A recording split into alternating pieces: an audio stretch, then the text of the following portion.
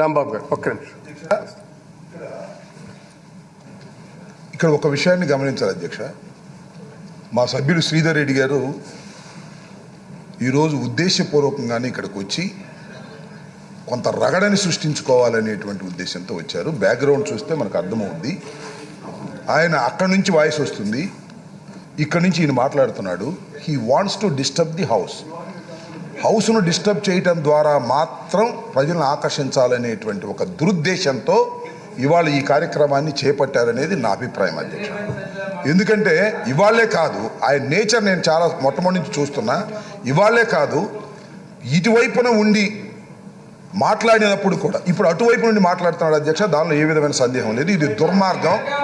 మీరు ఆగండి స్వామి, మేము మాట్లాడతాం, మీరు ఆగండి. మీకు ఇస్తారు అవకాశం, మీరు అవకాశం ఇస్తారు.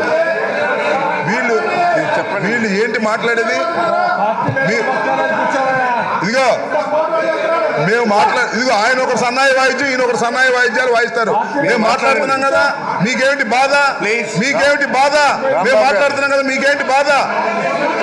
శ్రీధర్ రెడ్డి మీద అంత ప్రేమ వచ్చేసిందే. తెల్లారిపాటికి శ్రీధర్ రెడ్డి మీద పెద్ద ప్రేమ వచ్చేసింది. శ్రీధర్ రెడ్డి మీద తెల్లారిపాటికి ప్రేమ వచ్చేసింది. మీకును చంద్రబాబు నాయుడు గారికి అర్థం కావట్లేదు. ఇదేం దేశానికి అర్థం కావట్లేదా? ప్రపంచానికి అర్థం కావట్లేదా మీరు చేసే దుర్మార్గమైన విషయాలు? ఇవాళ నేను ఒకటి చాలా స్పష్టంగా చెప్తున్నా అధ్యక్ష.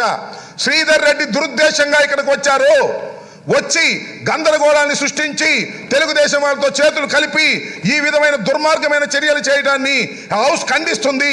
ఇది దుర్మార్గం, దీన్ని మీరు ఎలా చేయడానికి వీల్లేదు. అది నేను చాలా స్పష్టంగా చెప్పదలుచుకున్నాను. నమ్మక ద్రోహి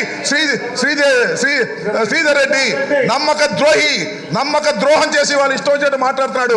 ఇలాంటి నైతిక విలువలు లేనటువంటి శాసనసభ్యులకు పుట్టగతులు లేకుండా చేస్తారని కూడా ఈ సందర్భంగా నేను చెప్పదలుచుకున్నాను అధ్యక్ష. సభా సమయాన్ని వేస్ట్ చేయకండి. ఆయన దురుద్దేశపూర్వకంగా వచ్చి ఇక్కడ గందరగోళం చేసి సభాకాలాన్ని వృధా చేసి చంద్రబాబు నాయుడు గారి మెప్పు, ఆయన ఒక ఆయన ఉన్నాడు, ఈయన పేరేంటి, అచ్చెన్నాయుడు గారి మెప్పు పొందాలనే తాపత్రయపడుతున్నటువంటి దుర్మార్గమైనటువంటి ఎత్తుగడతో వచ్చినటువంటి శ్రీధర్ రెడ్డిని మీరు క్షమించడానికి వీల్లేదు, అవకాశం ఇవ్వడానికి వీల్లేదు. అవసరమైతే యాక్షన్ తీసుకోవాల్సిన అవసరం కూడా ఉంటుందని కూడా ఈ సందర్భంగా నేను మనవి చేస్తున్నా అధ్యక్ష. ప్లీజ్ మీరు రిప్రజెంటేషన్ ఇవ్వండి. మీరు ప్రభుత్వానికి రిప్రజెంటేషన్ ఇవ్వాలి.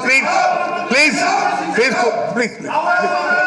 మీరు మినిస్టర్ గారు ప్లీజ్ నేను మాట్లాడతాను. మీరు కూర్చోవాలి. శ్రీధర్ రెడ్డి గారు కూర్చోవాలి. మీరు కూర్చోవాలి.